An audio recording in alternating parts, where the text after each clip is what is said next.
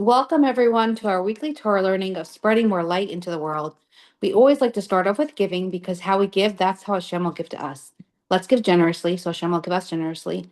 I'm going to put some coins in the tzedakah box. Please join me from home. Tzedakah is also protection.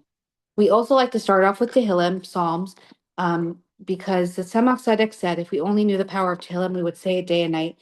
And boy, do we need Tehillim for the protection of all Am Yisrael and Klal Yisrael around the whole world. And there are many people that need refuahs and yeshuas. So I'm going to name a few, but we're having everyone in mind. So today, refuah shalema for Yosef ben Devor Leah, Yosef Yitzchak ben Bela, Razel Basadas, Rafal Chaimer ben Simachasha, Yosef Shlomo ben Risha, Devor Leah Bas Yafa Liba, Mercedes ben Esther. We have Gershon Le ben Menucha, Dover Nachman ben Deborah, Tzipora Bas Yocheved. We have uh, Shira Devora Bas Chana and Mayor Simcha Ben Rifkadina, and everyone that needs should have a complete refuah shlema. We're going to say Psalms 20, Kapitel Chaf. And for the incredible IDF, we're davening for. Lamnat Seyach Mizmar LaDavid Yanchad Enei B'Yam Tzara Yisagev Hashem Elei Yakai V'Yishlach Ezracha Mikedesh Umitzian Yisadeka Yiskar Kol Min Chaysecha Ve'Elaska Yidash Nesela Yitain Lacha Chelva Vevcha V'Chol Tzaska Yimalei Narana B'Shuasecha V'Shem Eleheinu Nidgo Yimalei Denei Kol Mishal Esecha Ata Yedeti Ki Yashia Denei Mishechaya Neu Mishmei Kachay B'Kvaroi Seisha Yiminai Ela V'Recha V'Ela V'Susama Anachnu V'Shem Adonai Eloheinu Naskir Hey Makaru V'Nafalu V'Anachnu Kamnu V'Nesaydad Adonai Hashia Melech Yaninu V'Yan Karenu. I do these classes weekly in memory of my dear grandmothers, Rivka Dina Bas Yosef Yehuda, I hope you're proud, known as Riva Minkowitz, Bela Bas Batalo, I hope you're proud, Bela Stillerman, and Chaim Dover Ben, Chaim Do, no, Chaim Ber Volshansky, known as his full name Chaim Dov Ben Betzalel, to save a life is to save a world, and he saved many in the Soviet Union. And we do this in honor of Sanya Zahara Bas David, friend, sister, and sister-in-law who perished in a terrible fire. Hashem should protect them. And send Mashiach immediately. And in honor of my two special uncles who passed away this year, not every gem is a giant, and not every giant is a gem. Rabbi Lipsker was both a giant and a gem. Reb Shalom Dover ben Eliyahu Akiva. And my other uncle, every room he would walk into, the room would light up, and now the heavens are lit for Michal Vishetsky, Reb Yechiel Michal ben Moshe. Hope you're proud. So today we have with us a really special shlucha that I'm so excited to have. Was in touch with her for many years, and I'm glad we were finally able to seal the deal to bring her on to talk about her shlucha. She merited to be sent out by the Lubavitcher Rebbe. I met her in Mexico by the amazing Drooks, who we are friends with, and she agreed to do a class. And it's all about timing. So honored and humbled. We're doing a series of when the Rebbe send people out before Gimel Tammuz, and we are humbled to have you. Mrs. Leah Namdar, Rebbetzin Leah Namdar, is from Sweden. She'll tell us from where and tell us a little bit about her background, and we are honored to have you today.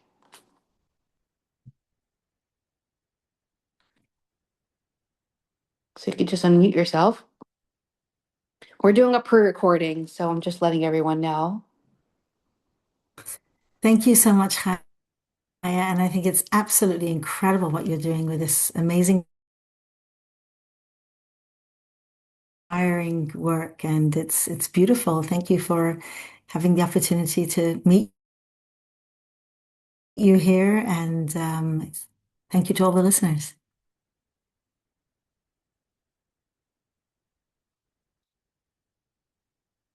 Oh, now I can't hear you.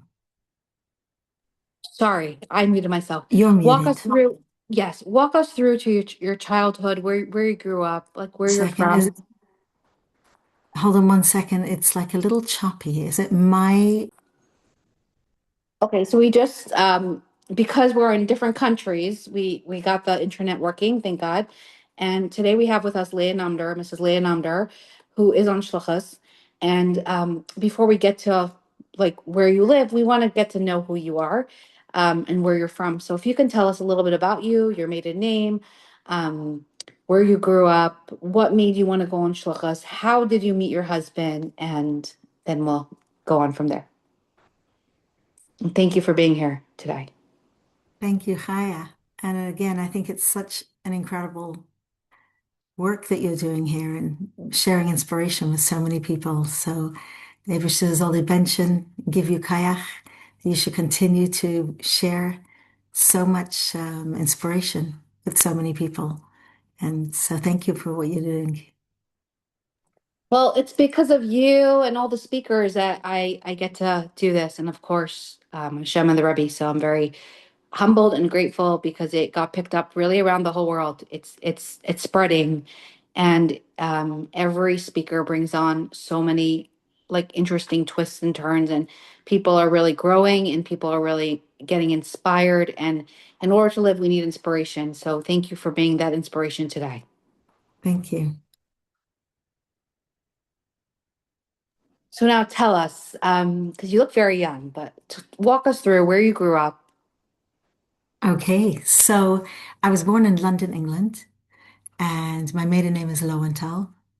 And when I grew up, London was a very wonderful Hasidic community. And my father is also a shliach in London, and my parents. And um, I had a very inspiring, I mean, a lot of inspiring people surrounding my childhood. So we had a beautiful chinuch over there in London. And the first time that I met the Rebbe, I was 4 years old. So my first yechidus in the Rebbe's room was when I was four. And we were very lucky because most people my age didn't have the opportunity to have that many times yechidus with the Rebbe. But because we were coming me'ever layam, like from the other side of the sea, so every single time we came to the Rebbe, we had yechidus in the Rebbe's room, Like a private audience with him. private audience with the And most Rebbe. people didn't get that. Most people got it like by dollars or just Or different ways. people of my generation, kind of, it was more, you know, well, people of my generation, it was, bar mitzvah type of thing, and that was it. And I'm 56, Baruch Hashem, and had many beautiful years with the Rebbe. Baruch Hashem. You don't look 56, but so tell us your first encounter with the Rebbe at 4 years old when you met him. Okay, so I was 4 years old, and I flew with my mother and my sister to New York. And we always had turns in the family, like which kid's turn it was to go to the Rebbe. So we would always, I'm one of 11 siblings, and we always had, it was every time one of my parents flew to New York, it was always a different kid or a different two kids, who had the turn to go to the Rebbe. So we flew to New York, and it was Yud Shvat, the time of Yud Shvat, Tafshin Lamed Dalet, so that's 1974. And I remember, there's some things I remember about this Yechidus, and there's some things I don't. So what I do remember is the excitement surrounding this visit that we were going to be having Yechidus, we were going to be having a private meeting with the Rebbe, and my parents had prepared me and really explained what was going to happen. And L'chaim. And so I remember coming into the Rebbe's room and seeing the blue of the Rebbe's eyes. And you come from England in those days. The skies were very cloudy in England, and when you come on an airplane, it was, the first time I remembered being on an airplane and seeing the blue of the sky above the clouds. And all of a sudden, I saw that blue again in the Rebbe's eyes. It was like the purity of the skies. It was an incredible thing. And then the Rebbe said, "You are from London." And as soon as the Rebbe said that, I felt this shiver and this awe and trembling going through me. And here's the embarrassing part. I kind of went, hopefully under my breath. Hopefully the Rebbe didn't hear this, but I was like, ah, Ruach HaKodesh. Like, wow. It was this wow moment that even as a 4-year-old, I suddenly recognized here I am standing in front of Moshe Rabbeinu. It's like all those Baal Shem Tov stories that my father always told me. I'm standing in front of somebody who has Ruach HaKodesh and who knows who I am. And that feeling of awe and trembling and that incredible moment of feeling so known by the Rebbe. Baruch Hashem, that never left me. And all the times afterwards when I met the Rebbe, whether it was in Yechidus or in dollars, face to face, many, many occasions, Baruch Hashem, always had that feeling that I knew that the Rebbe knew who I was. And there was an incredible feeling of connection. It's a very special thing. So And then here's, tell us also a little bit more of your encounters with the Rebbe, yeah, because you said because your father was on Shluchas, you merited to have private audiences. So I'm sure that was your 4-year-old self. So tell us a little bit more of your older self when you went. yeah. So basically, I think anybody who came from overseas was able to come into the Rebbe in Yechidus. So that part of the Yechidus that I don't remember, the Rebbe asked, "How many times a day do you say Shema?" And we answered twice because we were little kids. And the Rebbe said, "Fine, very fine." And then the part that I do remember, and I don't remember the exact words, but this was. I think you've had Mrs. Sternberg on here talking about the beginning of Miftzah Neshek. So this was just before, a few months before Miftzah Neshek was started. And the Rebbe told us that he wants to begin a campaign where girls will also be lighting Shabbos candles, not just the mothers. And the Rebbe asked, as if he was asking like the biggest favor, will you light Shabbos candles? And I could hardly wait till the Rebbe had finished asking this question so I could say yes. And when we came out of the Yechidus, people asked, what did the Rebbe say? And the Rebbe told these two little girls, I was there with my sister, to light Shabbos candles. And it was a complete novelty. It was just a completely new thing. And it was like people didn't light candles. It was just the mothers who lit candles. And when we went back to London, um, there was on our flight was Herschel Pecker, who in New York was called Herschel Packard. He was a silversmith. He's the silversmith who made the beautiful menorah that still stands in 770 every Hanukkah, the one that's in the shape of the Rambam's menorah. And my parents asked him to make us little Shabbos candlesticks, which I still have today. And um, and every time I would write to the Rebbe as I was growing up, um, my father would always tell me to tell the Rebbe that I'm keeping my promise of lighting Shabbos candles. And so every single time I wrote to the Rebbe, whether it was for my birthday or the Rebbe's birthday, or Yotes Kislev, or before Rosh Hashanah, or whenever it was, the numerous times a year that we would write to the Rebbe, and I remember those, it was very serious writing to the Rebbe, and we would have, white paper with something underneath with lines so that we would write straight. And it was a very, very important event every single time we wrote to the Rebbe. And every single time I wrote, I told the Rebbe that I'm keeping my promise. And about 8 months later, this was Shvat, so in Elul, Tafshin Lamed Daled, that same year, which was, a good 6, 7, 8 months later, the Rebbe spoke for the first time about Miftzah Neshek, about the campaign of girls lighting Shabbos candles. And then that became the Shabbos candle campaign that we know today. So I feel very, very grateful to have been a teeny tiny little part of launching that campaign as my first Yechidus, that message to the Rebbe. But often when I think back to that Yechidus, I think about how the Rebbe took his time to speak to two little girls about lighting Shabbos candles. And it makes me realize that this is a much bigger message than we realize. What the Rebbe was really saying to us and to all little girls who are lighting Shabbos candles is that nobody is too small to light up the world. I love that. So before the Rebbe asked you, it wasn't a thing for um, girls to light Shabbos candles, even the Chabad world. Yeah, it was the mothers lit candles, and you stood next to your mother and she lit candles, and and I kind of think of that now as the dark ages. That, could you imagine a time that girls didn't light Shabbos candles? It's almost unimaginable. And so really the Rebbe gave a very, very powerful message to girls the world over, the power of the feminine light, of girls lighting candles, and that nobody's too small. So don't ever think that somebody more knowledgeable, somebody wiser, somebody older, somebody more Hasidish, somebody more connected, because nobody's too small. Wow, and I'm sure you gave the Rebbe a lot of nachas Halleluja. because I mean.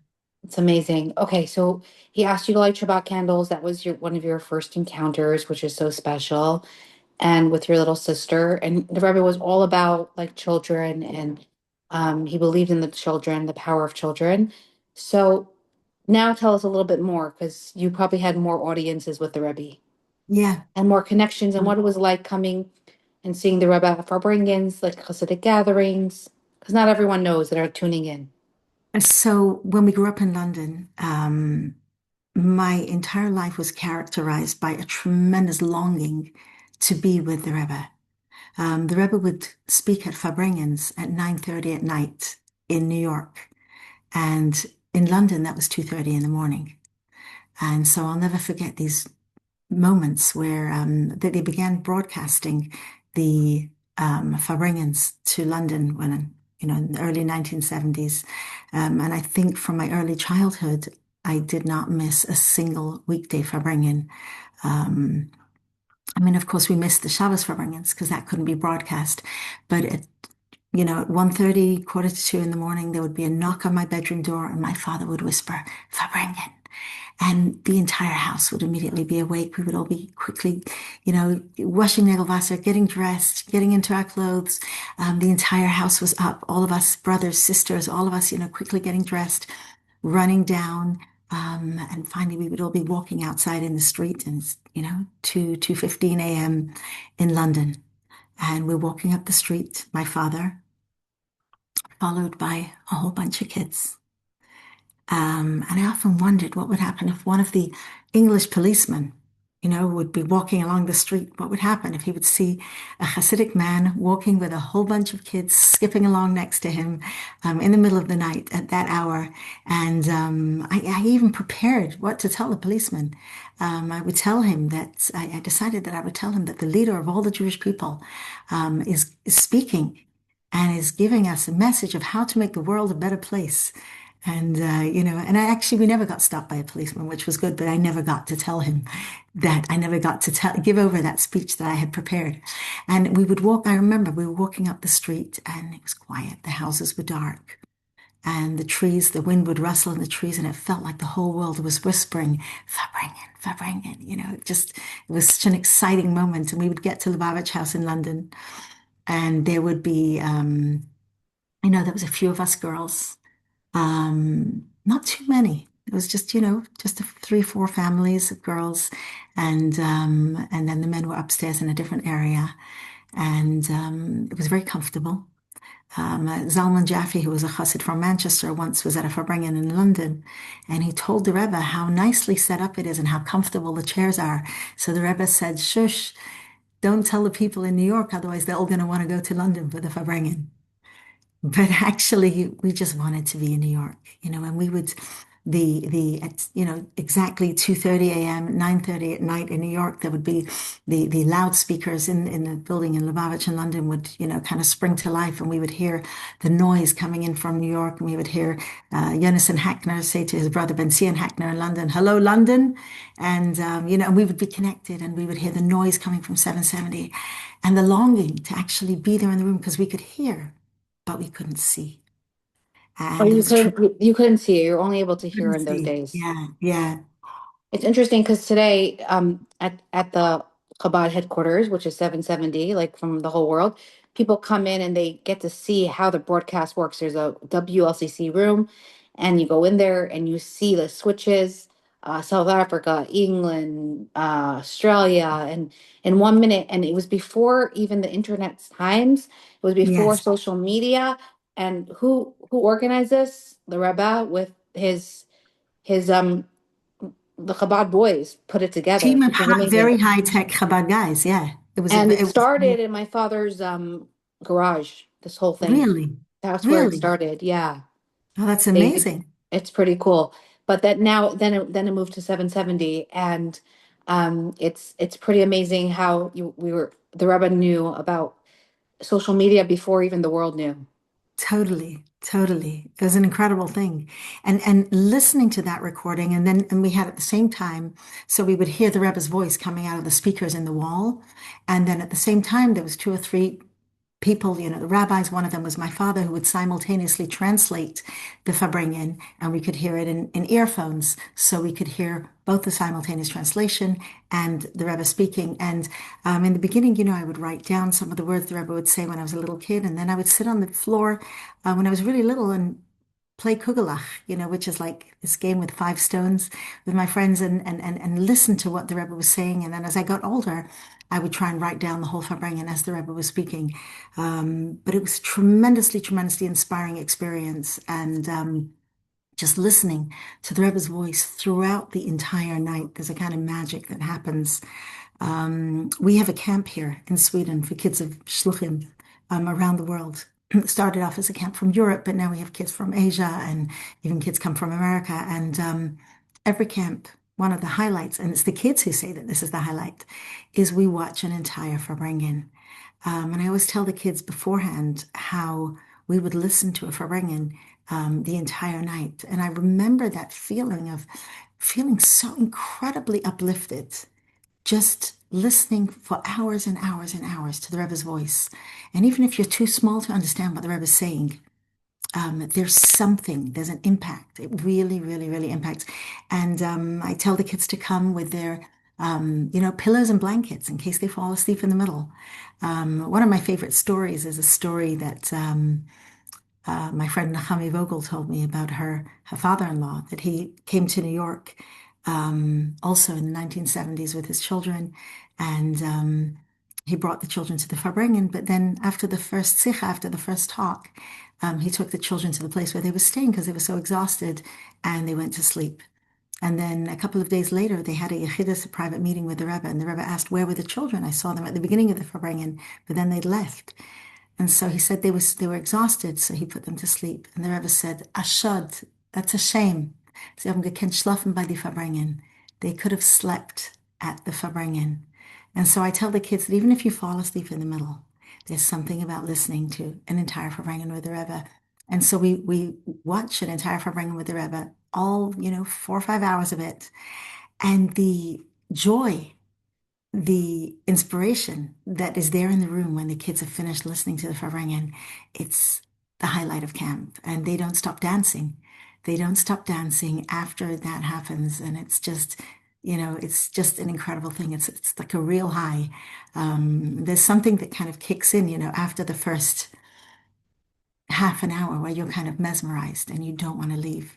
And then afterwards, I came to I traveled obviously back and forth many times to New York, and I was zeicha to have 9 complete tishreis with the Rebbe from age 13. And then when I finally, and of course, many Farbrengens, and came for Shavuos sometimes also, and had more Yechidesen. But when I was finally the age of seminary, I got to be in New York and stay in New York.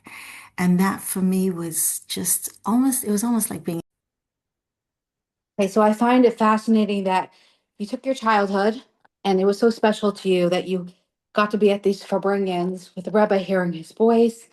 And today you're sharing these Farbrengens, not just the voice, but also videos of the Rebbe with your camp children, and you're making it even more special for them because you want to give them what you had as a child. Yes, really, really, really. And you're I feel like having seen the Rebbe and having spent that time with the Rebbe was such an incredible gift that I don't want to keep it for myself. I want to share it with everybody. and that's why you're here today, because you're going to share everything, all everything, hopefully. So when we first moved on Shluchas, people asked in the community, "Why do you have so many pictures of the Rebbe in your house?" And I said, just imagine that you had spent 40 years in the desert with Moses and you'd heard Moses speak and you were present at the giving of the Torah and you had that opportunity. You would just want to share it with other people the whole time. And I often think about this story that there was somebody who went into Yechidus by the Rebbe and they came out of the Yechidus. And there was all the young yeshiva boys, the Bachrim were waiting outside to hear what did the Rebbe say to you. And he came out and he yelled at everybody and he said, "You're all thieves." And so they looked at him astounded. And he said, "You're all thieves." So they said, "What do you mean?" He said, "You call him the Lubavitcher Rebbe as if he's just yours. He's the Rebbe for the whole world." Since I heard that story, I never again called the Rebbe the Lubavitcher Rebbe. It's the Rebbe because we can't keep him just for ourselves. The Rebbe was the Rebbe for all of Am Yisrael and the entire world. So, so back to the Farbrengens. When I got to New York and I got to be able to be in New York, it was almost like Gan Eden because there I was able to be by the Farbrengens. I was able to see the Rebbe. I was able to be there every single moment, and I just couldn't get enough of it. It was the most incredible, incredible experience. Um, and being at the Rebbe's Farbrengen was it was a very powerful experience. It was very, very strong. And you never wanted it to end. When it came to, there was the speaking, the Rebbe talking about such an incredible range of Torah thoughts. And then there was the singing in between, the nigunim. And and everybody was there crowded together. You didn't care. You didn't care if you were packed like sardines. The most urgent thing was just to be able to see and to be able to hear. And then when the Rebbe at the end of the Farbrengen would say in Yiddish, Divas darfen machen a bracha acharena, wollen sicher machen a bracha acharena, that those who need to say a after blessing, will say an after blessing, kind of signaling the end of the Farbrengen. Inside, I would cry, no, no, never, never, like, don't leave. Please don't let this ever stop. And I was thinking about, when I was a little kid in school and my teacher was talking about the coming of Mashiach. And she said, when Mashiach comes, and she was quoting the Rambam, Maimonides, where it says that when Mashiach will come, everybody's, lo ya'aseh kol adam, the only occupation of people will just be to learn Torah all day. And there I'm like a kid in school, 8 years old. I'm thinking, what, no recess? Just learning Torah the whole day. But then when I was at the Rebbe's Farbrengens, and it was just Torah, and it was just the Rebbe speaking, and nigunim, songs, and you never wanted it to end. You wanted it to just continue forever. And I realized that what we got there at the Rebbe's Farbrengen was a taste of Mashiach. It was like watching the trailer for Mashiach, that you got a taste of this feeling that you just wanted to be in that environment of where there's nothing besides for the Torah, the Chassidus, the melody, the togetherness, the Rebbe. And it was just the light shining from the Rebbe's face. It was also such an incredible thing. It was the most beautiful experience imaginable. Well, thank you for sharing that because not everyone got to experience it. Like I was much younger than you, so I got to experience a little, and I was 9 when Gimel Tammuz happened, and I see you're getting emotional while you're talking about it, which is like it just you live it and it's like so real. But like I'll never forget like when certain things are like deja vu. Like I see the beepers going off and there's some videos that go on. My neshama Yeah. remembers it as a little girl, how everyone would run. I was honored. I grew up on the block of 770, so I was close. So my brother said that Right as there. soon Okay. as I lit Shabbos candles, I was like flying down the stairs, running to 770, like as a little girl. And I don't remember it, but he reminds me, and he remembers. He's like, Chaya, you are so connected, which I like to think that I still am. And that's You why still are. I like to You bring, totally still are. And you really are bringing the Rebbe to people. And that's an incredible thing. It's beautiful. well, And I like to say that I bring the people to the Rebbe because, these classes, and some people are like, why do you always have to talk about the Rebbe? And today, those people that tell me that, and she's going to be tuning in, she'll know who I'm talking about. She sees what I'm saying because it's not mine to keep. I want to share something good. It's so special, and there's so much out there. And if someone could be helped by our Rebbe, which Hashem gave us the biggest gift of sending a tzaddik that we actually had in our generation, like the Baal Shem Tov was generations back. So you hear these beautiful Baal Shem Tov stories, but when you hear Rebbe stories, it's really like they're really real. Like so many families has the most beautiful stories. So thank you for sharing that from your heart and soul, and like you really live it, and I can see it's so relevant to you. And when something's relevant to you, you pass it on. So I hope everyone today will be inspired by this incredible talk and share because that's our intention. So um, now the Rebbe is hidden from us, meaning not fully hidden, but we can't, like, just like you had those Farbrengens in your house in England, you weren't able to see the Rebbe, you're only able to hear the Rebbe. Today we only have the Rebbe's talks and teachings. That's how we connect. And one day, like how you came to 770 and it was so real for you and it was so amazing. Very soon, when Mashiach comes, we're going to all gather together and be like, oh, this is what it's like to be there in physicality with the Rebbe and see him, and it's going to happen. So we should Amen. it should happen really soon. So Amen. okay, so you came as a girl to 770. It was amazing. Now let's talk about a little bit because we want to get to your shluchas. How you met your husband and where does he come from and what's his background and how that shidduch came about. And being that you were dating when the Rebbe was still here, how was dating back then to today? Like, what was the process for you? Okay, so when I got to the age of shidduchim, um, I actually once wrote to the Rebbe. I remember we were sitting around my seminary class and everybody was just kind of schmoozing. And one friend said, I hope it's the first person that I meet. I hope I don't have to like go through a lot of meetings. And another person said, and everybody was just sharing their thoughts on Shidduchim. And I decided that we have a Rebbe. I'm going to write to the Rebbe. And I asked for the Rebbe. I wrote to the Rebbe and I asked one thing. I asked for clarity in Shidduchim. And when I met my husband, I got into the car with him, and I feel like this was a real bracha from the Rebbe. Got into the car, and before I even saw his face, just from the back of his head, I was like, he's the one. And I think I only had that clarity just because I had written to the Rebbe for that specific bracha. And and so we met, and my husband's originally from Italy. It's actually an amazing story how his family got involved with Chabad. His family were living in London, and he actually moved to Italy when he was 9 years old. But first, they were living in London, and they were a firm family, but not Chabad. And the Rebbe sent, I believe, a telegram to Aaron Dov Safran, who was one of the shluchim in London, and told him to visit Raphael Namdar, who was my father-in-law. And so Aaron Dov Safran found out his address, or I don't know if the Rebbe gave him the address, or he found out the address and he went to visit my parents-in-law's home. And when he came in, they thought he had come to raise money for his school. So my father-in-law started writing a check. And he said, no, I didn't come for that. So he said, so why did you come?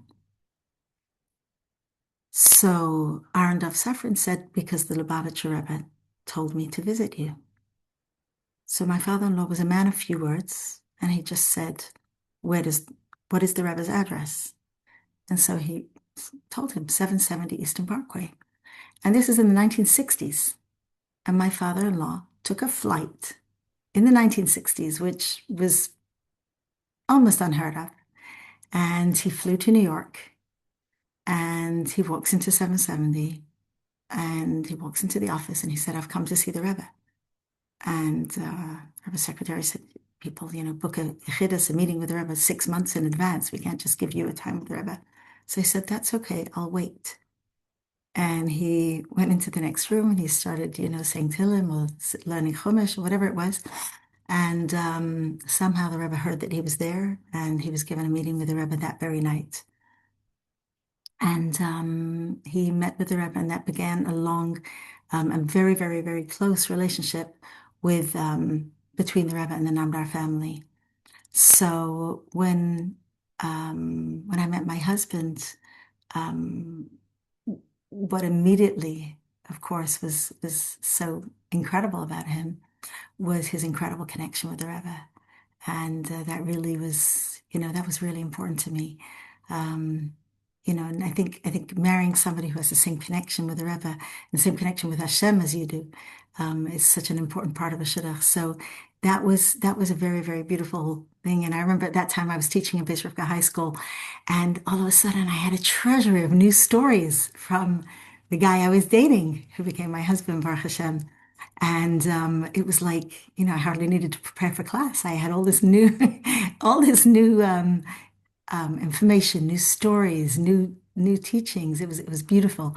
And so it was, it was a very, very clear, and it was tremendous, tremendous fun meeting him. And we decided, and then he asked me the most romantic question in the world, which was, should we write to the Rebbe?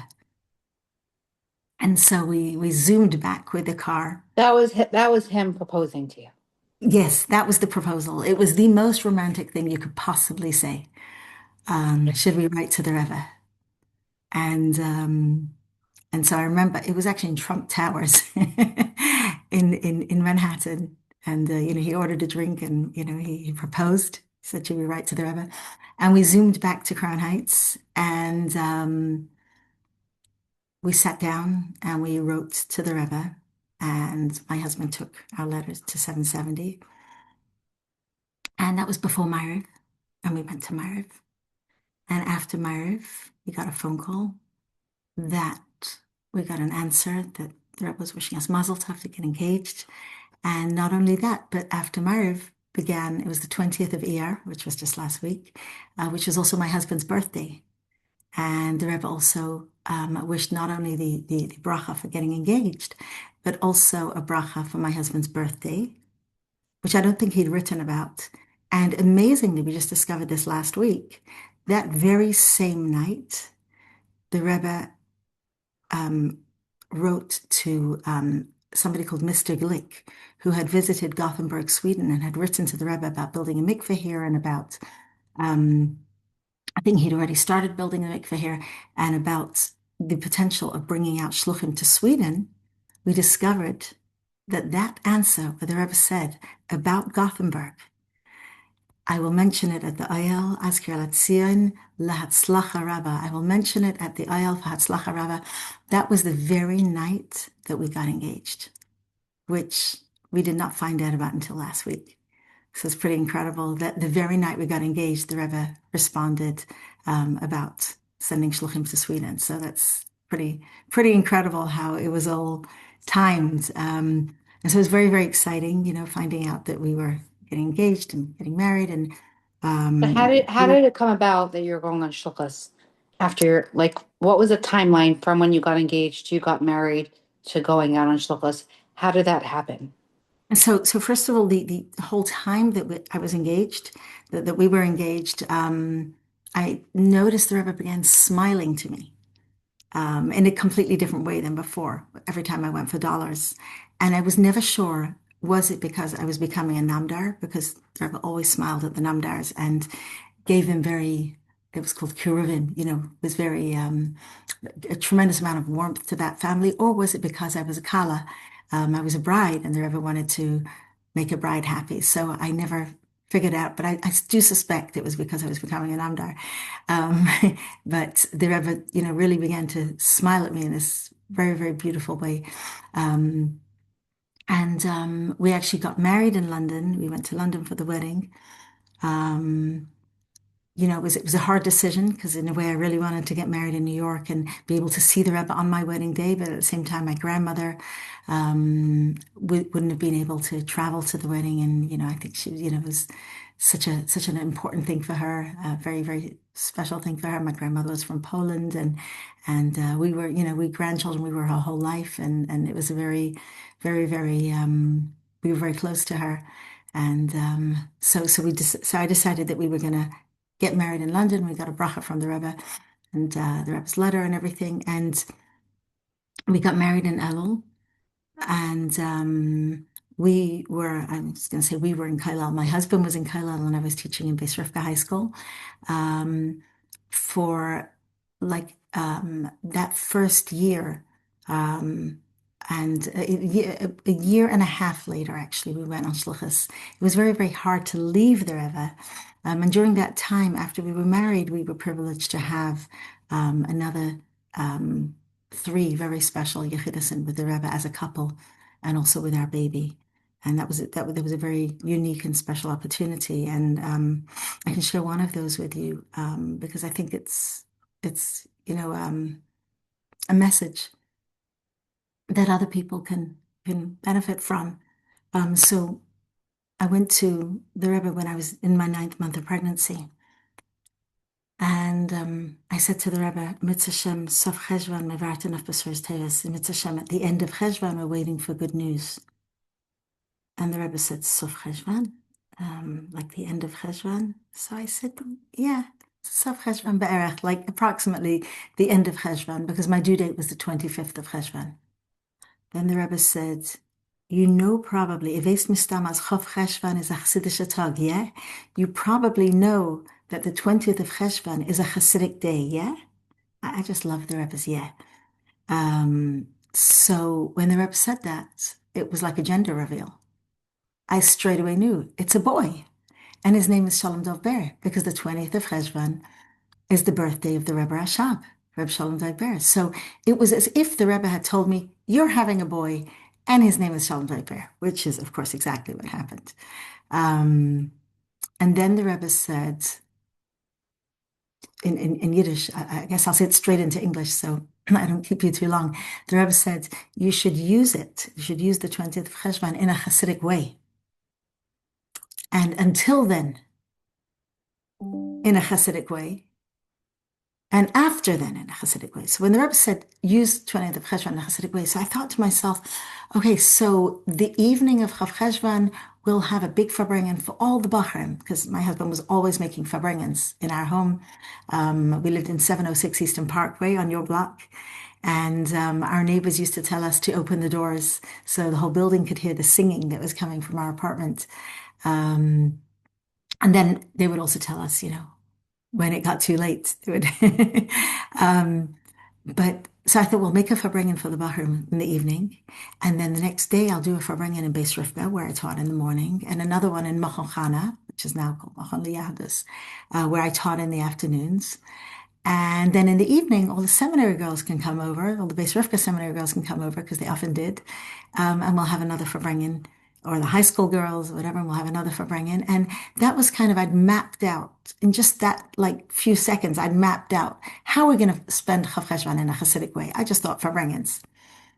Then the Rebbe says, until then, in a Hasidic way. So I thought, wow, today's the 7th of Tishrei until Chav Cheshvan. It's a little bit over a month. I'm not sure exactly what the Rebbe wants me to do, but I will try and be Hasidic. I'll try and be Hasidic during that month.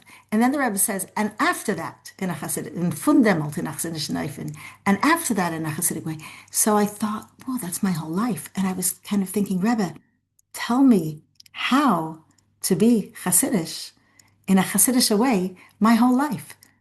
And the Rebbe literally was reading my mind. It was incredible. And the Rebbe continued and said, Chassidus sagt, as a Yid darf sein Freilach. Chassidus says that a Jew should be joyful.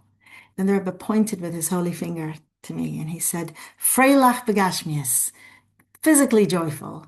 And then he said, you will be Freilach, you'll be joyful, and we'll hear good news. And it was a very powerful message because the Rebbe was basically telling us that what does it mean to be Hasidic? What does it mean to be Hasidic?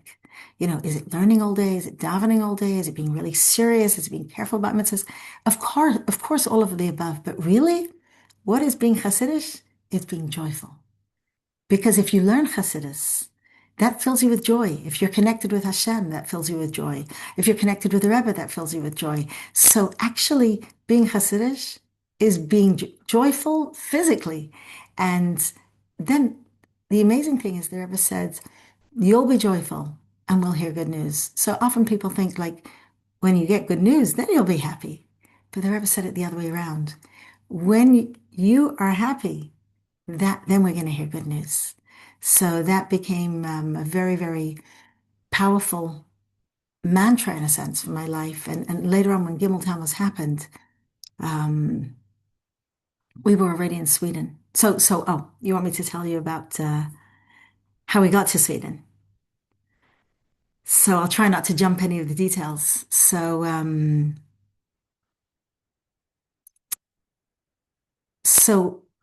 my grandmother had bought for my birthday a map of the world because she knew we were going to go on shluchas. And she said, unknowing that the Rebbe had said this, look on a map and see where there's Jews, and. And at that time, there were many, many countries that still didn't have shluchim. and we got a lot of suggestions for shluchas. It was from Thailand and from Greece and from to open a yeshiva in Italy because my husband's a yeshiva kind of guy, or to he's like a learning kind of person, or to open a Rambam center in London, or to go to Texas, and there's all these different things that were coming our way, and we wrote to the and there was also about Stockholm, Sweden. Stockholm's the capital city of Sweden, um, and we we wrote to the Rebbe about Gothenburg, and the Rebbe gave my husband a bracha just to go visit there, just to go visit. The Rebbe gave an answer v'yivasra tov that you'll bring good news. And my husband came to visit Gothenburg. I actually didn't go with him. I stayed in New York with my baby. Um, and I stayed in the States with my baby. Um,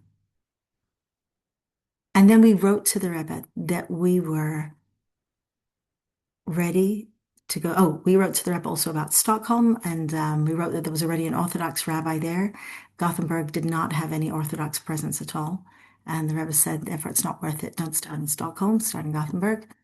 And when we wrote, but when we wrote to the Rebbe that we were ready to go on Shluchas, it was a Friday. And we sent in that letter to the Rebbe before Shabbos. And we went into Shabbos. And that Shabbos, the Haftarah, the Rebbe would read the Haftarah every single week. So there we were in Shul in 770. My husband was downstairs and I was upstairs. It was actually the Shabbos of the first Kinnas HaShluchos, the first Shluchos conference. And the Rebbe was reading the Haftarah. And when the Rebbe read the Haftarah, there was pin drop silence. And that particular Haftarah had the words in it where Hashem says, Mi elech or mi eshlach, who will go and who can I send? And the Navi, the prophet, answers, Shalcheni, Shalcheni, send me, send me. So when the Rebbe read those words, Mi elech or mi eshlach, I just was crying. And I said, Shalcheni. I saw the next words coming in the Haftarah. And I said, Shalcheni, Shalcheni, send me, send me. And I was like, please, Rebbe, send us on Shluchas. We want to be your Shluchim. And my husband downstairs, the same thing, was saying, Shalcheni, Shalcheni, send me, send me. Immediately after Shabbos, after the Farbrengen, we came home to our apartment on Eastern Parkway, and the phone rings. We get a phone call from the Rebbe's office. The Rebbe's Mazel Tov, the Rebbe's sending you as Shluchim to Sweden. And we were so happy. We were so overjoyed. And my husband hung up the phone, and we were just digesting this incredible news. And then we get another phone call from the Rebbe's office. And here was the message. Tell your wife to immediately go across the street and join the Malava Malka at the Kinnas HaShluchos. Go and join the Kinnas. And I picked up my baby. He was a little tiny nursing baby. Picked up my baby. I bundled him into his snowsuit. It was a freezing cold night, Shvat, Chaf Shvat, February in New York, you know how cold it can get. Bundled him into a snowsuit, put him in the stroller, and I flew over Eastern Parkway as if I had wings because I knew at that moment I was going to where the Rebbe wanted me to be right at that moment. And that's why I've always had a very warm place in my heart for the Kinnis. Always, making every attempt to be at every Kinnis and help with the Kinnis in all the ways possible. And now I'm part of the team that organizes the Kinnis, that helps to organize the Kinnis. And it's always, and I saw how dear the Kinnis was to the Rebbe's heart. And the next day, so I went to the Malav Malka at the Kinnis HaShluchos, and where they announced that now there's a new country, it's going to be Sweden. And then the next day, we had the enormous privilege that the Rebbe spoke to us, just the Shluchos, in 770. And that was an unforgettable, incredible, incredible moment. It was a very, very special time. Wow. Yeah. From what I understand, the Rebbe was the only Rebbe from all like uh backgrounds of Hasidism that spoke to the woman directly. Is that right? So the Frierdiker Rebbe did have something called Achais Hatmimim, which was where there was, girls who would learn Hasidus, and the Frierdiker Rebbe encouraged very much the learning of Hasidus by girls. But I don't think that there were that kind of, big crowds of women. I mean, it was downstairs, not only by the Knesset Shluchais, but also in the Sheikh Chabad conventions. I mean, the Rebbe spoke at our graduation. When we finished seminary, there was the Sikha to the Messiahs. That was the graduating classes of Beis Rivka. The Rebbe would speak to us, and that was incredible. I mean, my own graduation, the Rebbe was the speaker. I mean, how incredible is that? It's the most incredible thing, and the message, and so having that was something very, very precious. But I'm saying other Rebbeim, like not Chabad, I don't believe that they spoke to the women. No, no, I think you're correct there. It's definitely something very unique to Chabad, and it's very much an important part of Chabad history, where the mother of the Alter Rebbe was a very very learned woman, and scholarship in women was always tremendously highly valued in Chabad.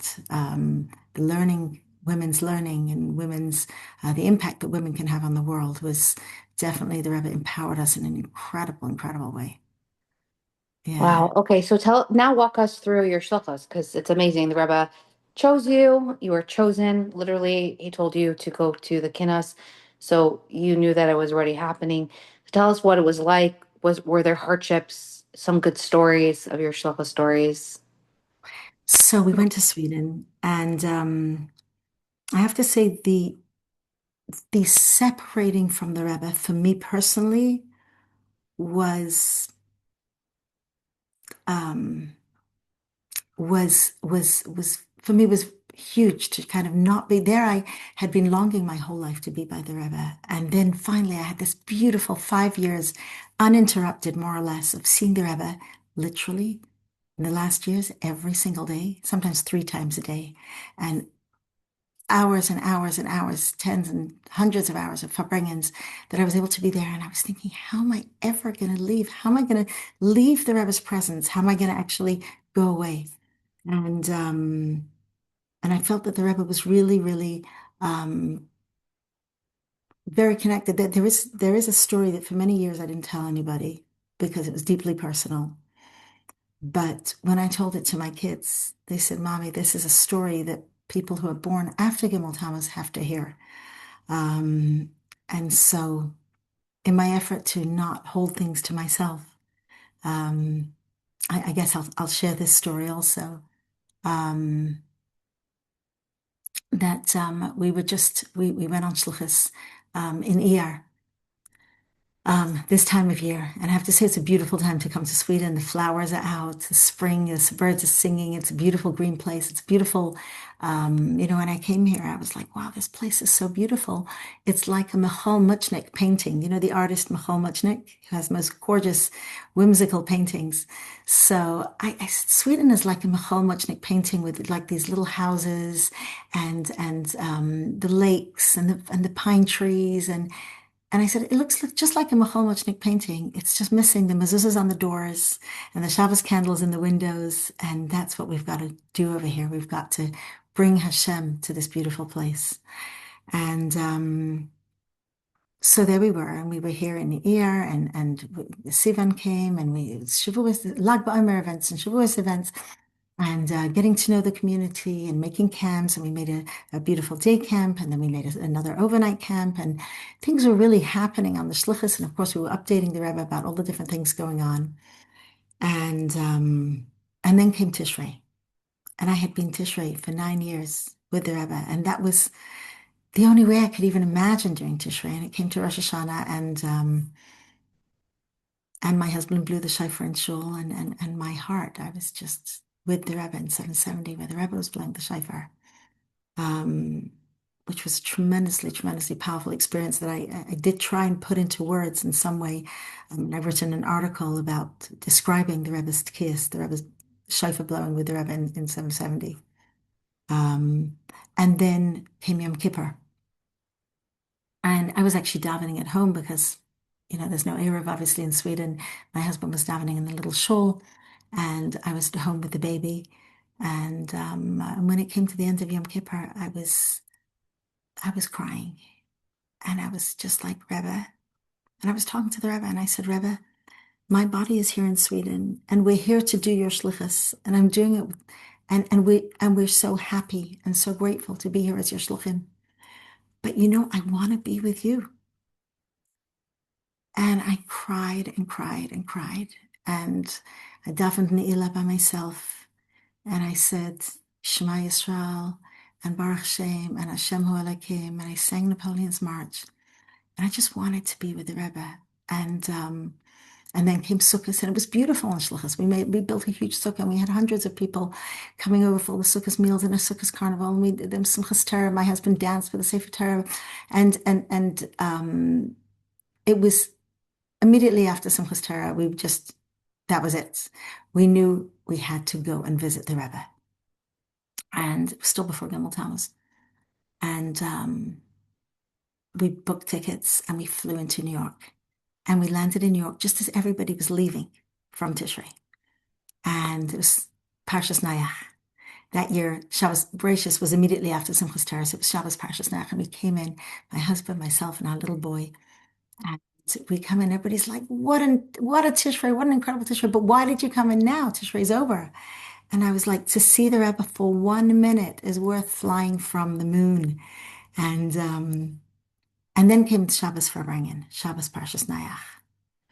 And sometimes I opened the Sefer again, Sefer HaSichos, just to make sure I did not imagine this and I didn't make this up, but this really happened. We were at the Farbrengen, and the Rebbe began to talk about the countries of the north. And that time we were pretty much the most northern shluchim in the world. There was us, there was Petersburg, and there was Alaska, and we were, kind of the countries of the north. And the Rebbe began to speak about the countries of the north.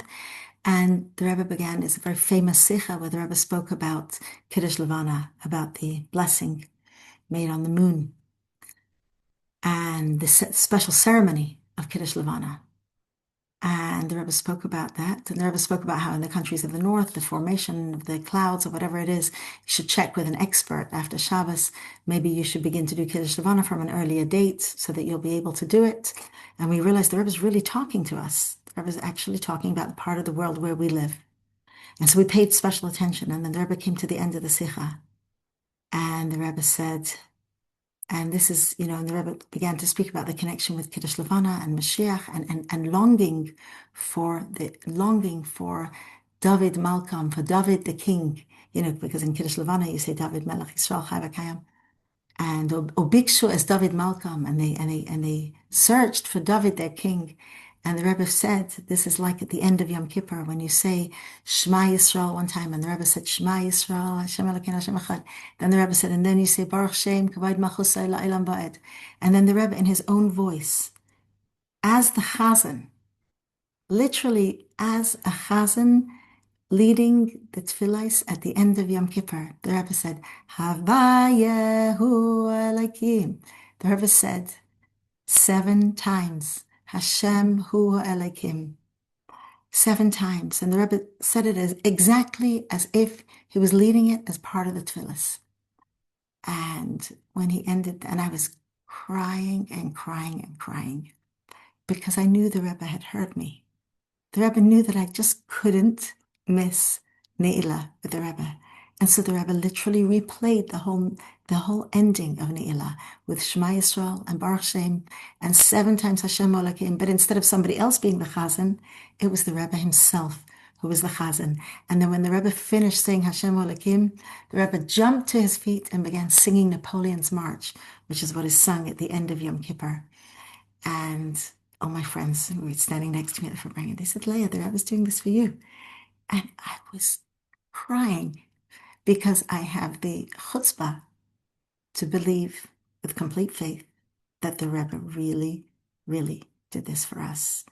And I was so incredibly grateful because the Rebbe knew that it was just beyond my capacity to actually miss Ne'ilah with the Rebbe. And then if that wasn't enough, as soon as the Napoleon's March was over, the Rebbe began singing the Nigun for Hakafas, for Simchas Torah, and then there was an entire replay of Simchas Torah as well. So it was the most incredible, incredible moment. And to this day, I don't think I've ever thanked the Rebbe enough for hearing me. And the reason I'm telling this story, even though it's deeply personal, the reason I'm telling this story is because it's after Gimel Tammuz, and so many people want to connect with the Rebbe and ask themselves, does the Rebbe really hear me? Does he really know what I'm thinking? And you might be writing a letter to the Rebbe and you're thinking, the Rebbe's in heaven. Does it really matter to him, my little life, the things that are really, really important to me? And I just want to say that it wasn't a letter that I'd written to the Rebbe. It was my words, my thoughts that I'd spoken to the Rebbe, hoping the Rebbe would hear. And the Rebbe was telling me, I really, really am with you. I really hear you. And it was an incredible, incredible gift. And out of all the times that I met the Rebbe face to face and and spoke with the Rebbe about different things, this particular time where the Rebbe heard my thoughts and showed me in such an incredible way that he heard, that's something that will stay with me for the rest of my life. Um, so then, so then some months after this, this was Tishrei, and on Chav Zayin Adar, the Rebbe had a stroke. Just before the 27th of Adar, I had written to the Rebbe a letter about the 27th of Adar, because the 27th of Adar was the day that the previous Rebbe's life was saved, because after he arrived, after he escaped from Poland, the Frierdiker Rebbe, the previous Rebbe, Rabbi Yosef Yitzchak, um, he managed to escape from Europe via Gothenburg, because Gothenburg, our city in Sweden, is the port city that had boats to America. And so the very last time that there was a Lubavitcher Rebbe, during the time that he was the Rebbe, standing on the shores of Europe, was actually here in Gothenburg, Sweden, on the 27th of Adar Aleph in the year Tafshin, which is 1940. And I wrote to the Rebbe that this is the day that the previous Rebbe took the boat from Gothenburg. And I wrote to the Rebbe that since Kedusha, holiness never leaves its place, I told the Rebbe that we are planning for the 27th of Adar special activities with the youth. And we actually also had a big article in the largest newspaper about the Rebbe. And it was a very and I wrote to the Rebbe that we asking the Rebbe's bracha that the 27th of Adar Aleph, Chav Zayin Adar Aleph, should be an emes chassidische Yom Tov, should be a true Hasidic Yom Tov, because this was the day the Frierdiker Rebbe's life was saved. Interestingly, Gimel Tammuz was also the day the Frierdiker Rebbe's life was saved from the execution. And I got an answer from the Rebbe through the Rebbe's secretary, got a phone call that the Rebbe said bracha on this. Or I can't remember if we got it as a phone call or as a fax, but the Rebbe responded bracha to that. And then just a few days later, the Rebbe on Chav Zayin Adar Aleph had the stroke. And from that time on, time changed in a completely different way. And we were, of course, completely taken up by, what we could do which mitzvahs we could do, how we could, we just wanted the Rebbe to get better. And people would ask me during that time, what would you do if the Rebbe would, chas v'shalom, pass away? And I couldn't even hear those words. I didn't think it was like any Lubavitcher at that time. Didn't think it was even possible for such a thing to happen. And the morning of Gimel Tammuz, and him just coming back to the Yechidus that I told you about before, the morning of Gimel Tammuz, it was the Histalkos happened at 2 a.m. in New York. And the morning of Gimel Tammuz, it was 8 a.m. in Sweden. And at exactly 2 a.m. in New York, which was 8 a.m. over here, suddenly there was a tremendous crash in my house. And I ran downstairs, and there was a picture of the Rebbe that had fallen off the wall. And I picked it up and I put it on a table. And suddenly I heard the phone ringing upstairs. I ran upstairs, and it was my father calling me and told me about Gimel Tammuz. And my first thoughts were the words that Elisha, the Navi Elisha the prophet, when he saw Eliyahu Hanavi being taken up to heaven in a whirlwind, and he cried out and he said, Avi, Avi, my father, Rechev Yisrael Farashav, the chariot of Yisrael and its horsemen. And those were the words that came to my mind when I heard that Gimel Tammuz had happened. And it was a crazy day.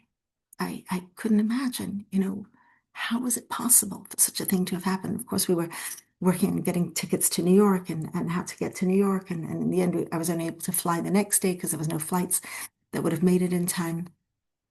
And I went out on the balcony, and it was a beautiful, beautiful summer day. And I looked up, and I do not normally speak to myself, except on Fridays, where I'm like, challah, fish, mayonnaise, chatzilim, red salad, soup, lox, and chicken potatoes, kugel, just running through the menu in my, but otherwise I do not normally talk to myself, but that wasn't a normal day. And I looked up and I said, sun, how could you possibly be shining if the light in the world has been eclipsed? And it felt like a moment of such incredible darkness. Could not imagine. How was it even possible that life on earth could continue without the Rebbe? And suddenly from behind me, I felt like I was hearing a recording. I hear the Rebbe's voice speaking to me, repeating the words that the Rebbe told me in my Yechidus where the Rebbe said, Und Chassidus sagt, as a Yid darf sein Freilach, Freilach begashmius, du wirst sein Freilach im Balherr. That Chassidus says a Yid has to be joyful and joyful physically, you will be joyful and will hear good news. And I spun around to see where was that sound coming from. Was there a tape recorder playing? This was the old days when it was tape recorders. Was there a tape recorder playing? What? And I spun around and it was nowhere to be seen, but I realized it was the Rebbe's voice replaying in my mind again, just when I needed to hear it most. And, when the Rebbe originally told me about being happy, I thought to myself, I'm already the happiest person on earth. Baruch Hashem. I'm here. I'm with the Rebbe. I can see the Rebbe. I'm Baruch Hashem. I was married and so many joyful things in my life. And I thought already, I'm so happy. How could I possibly be happier? Then when this happened, I realized that the Rebbe had really was giving me then the tools for the day that I would need it the most. And I'm also so grateful for that. Um, so that was, yeah, Wow. So the rep already prepared you for this heavy day, and you're giving us the message today how to continue with heaviness. And very soon there's going to be very light. Mashiach's coming. The Rebbe promised Mashiach is coming in our generation, and he will. And everything the Rebbe said came true, and it will come true. We just have to add more goodness and kindness, which that's what you guys do every day on Shluchas. And if you could end off with like a few shlucha stories, your proudest shlucha stories that you would be so proud to write to the Rebbe about, um, which you probably do write to the Rebbe about, but like that you would write in a book, something special, because Sweden's a pretty cool place and I'm sure you meet a lot of interesting people. So if we could end off with a few stories. sure. So I just want to say that having had that instruction from the Rebbe about joy, I feel like that became, in a sense, the really very big guiding light for our shlichus. And I thought that if we can bring joy, and I realized that we're here to bring joy to people. That's what our shlichus is about, just to make happy events. I always joke with people and I say, my work is your party. So really like so much of our life and our work in Sweden is just bringing Jews together and giving people a good time and creating happy and joyful moments. And when I talk about my shluchas, I just want to say the people, we really lucked out. Such beautiful souls in our community. They're just most beautiful, beautiful souls. And the Rebbe often talks about how the love that Hashem has to every single Jew is like the love that a father loves his only child, like a ben yachid by the Eibishter. How every Jew is like an only child of Hashem. And then the Rebbe also spoke about the fact that not every Jew is kind of keeping Torah mitzvahs. It's because they're like a tinok shenishba. It's like a prince who's taken captive and taken away from his father, the king, and far away from the palace. And how could he possibly know how to behave? And so I feel like life on Shluchas is this incredible opportunity to watch the reunion of the king with his child who's been taken away from him in captivity, and watching this reunion again and again, just being able to sort of be a little bit on the sidelines and just see what we can do to help facilitate this reunion. Um, it's just an incredible, incredible thing. Just watching the Tinok Shanishba run towards the open arms of his Father in heaven, and sometimes it's hesitating steps, and sometimes it's like a little toddler stumbling along, and sometimes it's just running full force, and it's just an incredible thing to see and to experience. So the beautiful, beautiful Jews of Sweden. Um, I just have to say that I just want to give a shout out to the shluchim that we have here also in Sweden. When we first came to Gothenburg, it was the first Chabad house in Scandinavia, um, and it was, it was kind of remote. And now, Baruch Hashem, we have three more shluchim in Sweden, two of them in Stockholm, one in Malmo, and we also have in Denmark, which is very close by. That's my brother. We have Finland, we have Norway, and now we also have Iceland, which is our daughter. So Scandinavia is now really rocking. Baruch Hashem, there's lots going on in all of these cities, and we have an incredible team of shluchim in this area. So a little story about one of the beautiful souls in Gothenburg, and um, whenever I do tell about the shluchas in Gothenburg, I always ask permission first from the people involved because it's their lives, and but I'm going to tell a story about a friend called Carol who's actually no longer living, and I asked her permission if I could tell her story. And it was a Yom Tov meal, maybe a Shabbos meal or a Yom Tov meal, I don't remember which. And we have a custom that when everybody's sitting around a table together, everybody stands up and introduces themselves and says their name and either a Jewish experience or some thoughts that they have.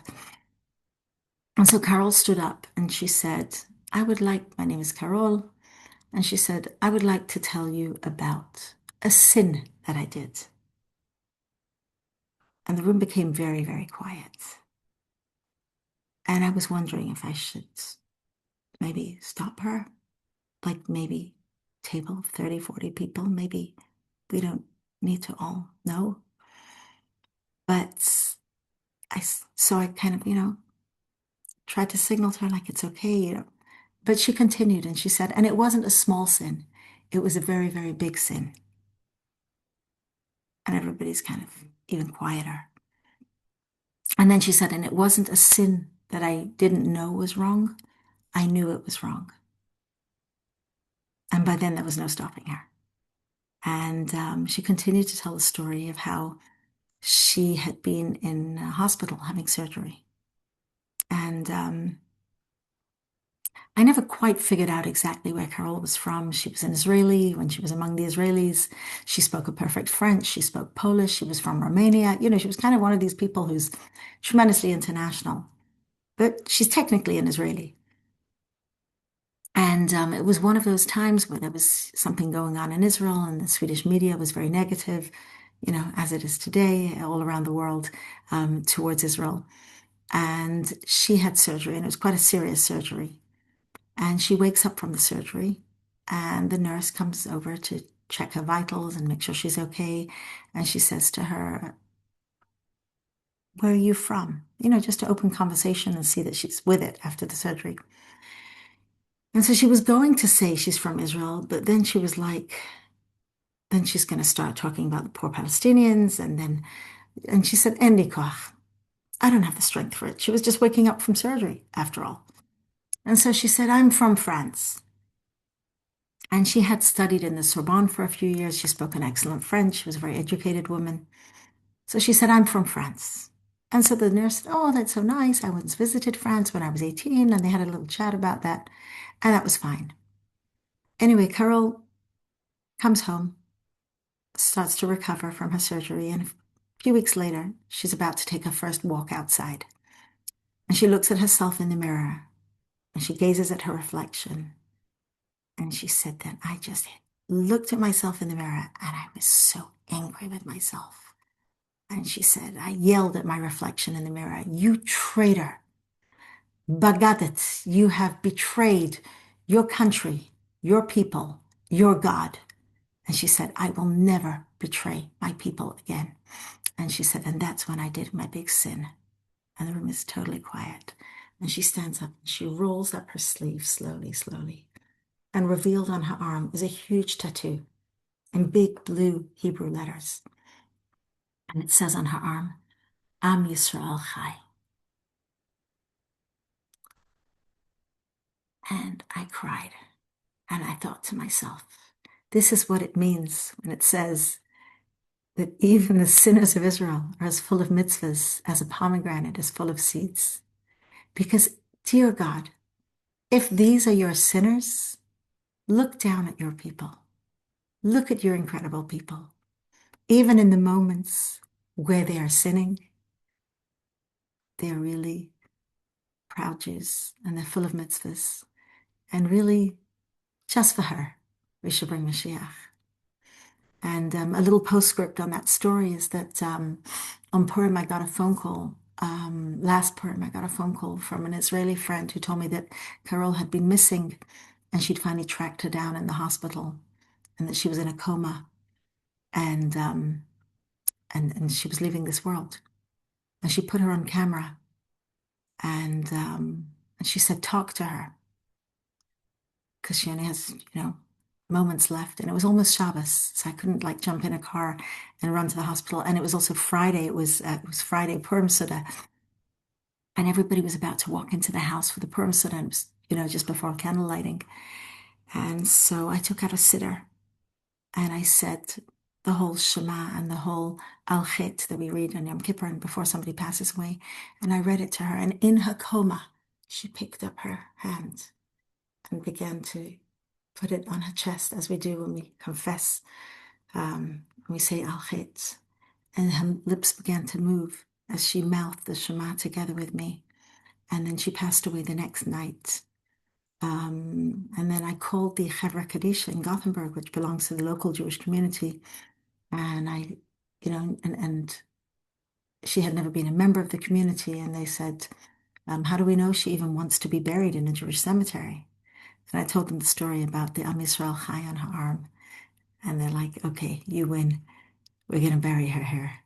And it was, I feel very, very humble to have known such a special, special Jewish woman. And there's so many beautiful, beautiful souls in the community over here. Every single one of them is like incredible, incredible story of their connection to Hashem. And just, again and again, just meeting Jews that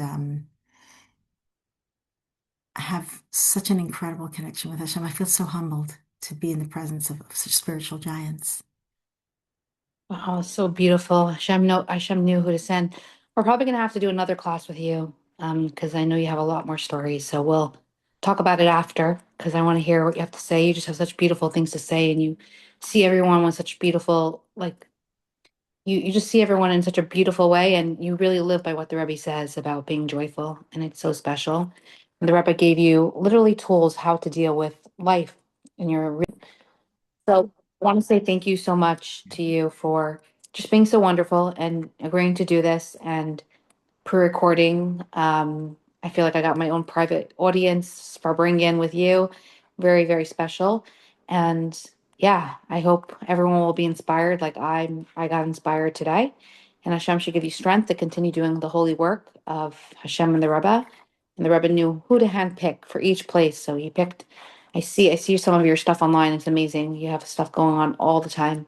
So many programs and it's incredible. And yeah, leaders make leaders. So you brought people down around you. So there's a lot. That's what the Rebbe was a true leader. He didn't just keep it for himself, he spread it out and he let us all be ambassadors of him around the world. And everyone can be an ambassador in his or her own way, wherever you are. It could be in your workplace.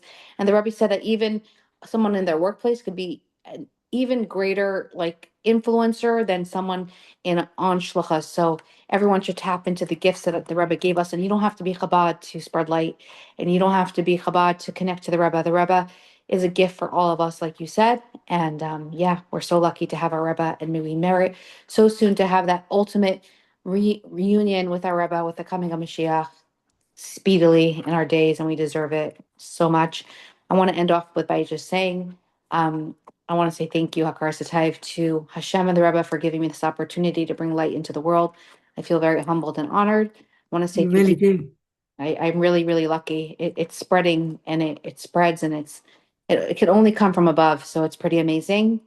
I want to say thank you to my mashpia of this class. The Rebbe encouraged everyone to get a mashpia, and my mashpia for this class is Shandy Jacobson, the best of the best. So I'm very blessed and lucky to have her as someone that I can consult with everything in this class. So I'm very blessed. So thank you, Another Shandy. Eastern Parkway friend. Yeah, she's Mm. beautiful. Also so humble. I want to say thank you to all the ambassadors of the class. An ambassador is someone that spreads these class on their chats, statuses in 1 minute. Poof, like goes out into the world and you're part of it. I believe this class has a lot of merits. I share my merits with you. I really share. So get on board if you'd like to become an ambassador. Reach out to me and you will really get a lot of merits in your life. Want to say thank you to everyone that tunes into this class. Want to say thank you to my nephew Donnie, who put this on Apple Podcast and Spotify. You asked, we listen for those that like to listen while you drive. And lastly, most importantly, I want to say thank you to my dear husband who really supports me with this class because it takes up so much of my time. And Tech, he helps me out with the YouTube channel. That's why it's on YouTube. So very blessed and honored and humbled that he is a partner with me in this holy work behind the scenes. And again, thank you, Leah, so much for tuning in. And of course, we love feedback. So, guys, send it over. When you send feedback, I send it to our speakers, and then they secretly want to come back because they're so excited people listen to them. So, do send feedback. We would really be humbled and honored. And most of all, what are we doing to bring Mashiach today? So, everyone, think about it. I'll tell you, it's so simple. All you have to do is add more goodness and kindness into the world, and you already are part of bringing Mashiach closer. And subscribe to our YouTube channel. It's Chaya Mink, CHAYAMINK. Podcast is a soulful spot. That's SOULFUL, soulful. How's your soul doing? My uncle would always say that, Rabbi Lipsker. So hopefully your soul is full of good things. Yeah, God bless everyone. And thank you so, so much. Thank you so much, Leah, all the way from Sweden. Thank you, Chai, for having me. And it's beautiful what you're doing, and it's beautiful the way you do it. Thank Thank you. you. Honored and humbled. Thank you. L'chaim. L'chaim.